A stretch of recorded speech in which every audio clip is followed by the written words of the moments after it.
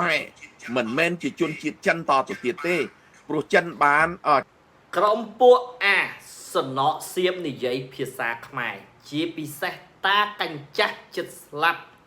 សល់តែត្រឡោកក្បាលនិយាយអត់មានដឹងខ្យល់អីទេតកតងពីពាក្យថាជនជាតិក៏ដូចជាសញ្ជាតិពាក្យថាជនជាតិគឺគេហៅថាមានដើមកំណើតហ្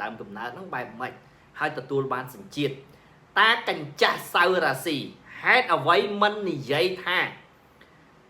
Gen Z មានសញ្ជាតិអង់គ្លេស Gen Z មានលុយនៅអង់គ្លេសក៏ជាចង្រុកនឹងសំបុកនៃ scam online ដែរអានេះខ្ញុំចង់ផ្ដាំទៅតាកញ្ចាស់សល់តែ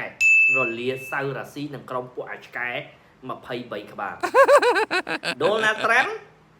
គាត់កើនទ្រព្យសម្បត្តិពី 2,000 លានទៅ 5,000 លានខាង Joe Biden វាយបហាថាវាត្រូវតែស៊ើបអង្កេតហើយរឿងហ្នឹងស្របពេលជាមួយគ្នាហ្នឹងគេហៅថានៅចិនណាកាត់ទោសមេឆបោក online យើងនិយាយសួរស្ដាប់ថាអញ្ចឹងចុះ Self pleaded guilty to failing to maintain an adequate anti-money laundering program. Liz Oyer, who oversaw the pardon office at the Department of Justice and scam វាមានច្រើនប្រភេទអញ្ចឹងតើកូនប្រុសរបស់ Donald Trump ជាប់ពាក់ព័ន្ធនឹង scam online ដែរឬទេក្រុមពួកអាឆ្កែ23ក្បាលនៅអាមេរិកហ៊ានជេរ Donald Trump អត់ក្រុមពួកអាឆ្កែ23ក្បាលហើយតកតងរឿងហ្នឹងដែរខាង CNN នៃ fake news សម្រាប់ Donald Trump គាត់និយាយណា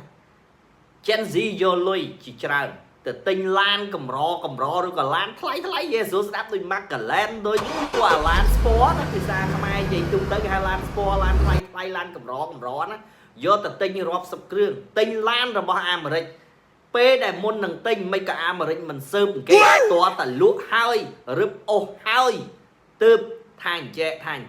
ហើយឡានហ្នឹងគឺទុកនៅតៃប៉េអាហ្នឹងខ្ញុំចង់សួរក្រុមពួកអាសនៈសៀមឬក៏ក្រុមពួកអវិជ្ជាសៀមនិយាយភាសាខ្មែរឯងមិនថា Donald Trump គឺ scam ផងឯងក៏មិនថាអង់គ្លេសជាផ្ទះទី2របស់ Gen Z ក៏ជាមេ scam ដែរក្រុមពួកអាឈាមថោក 2 Bugattis, 4 McLarens, 9 Ferraris and a Lamborghini.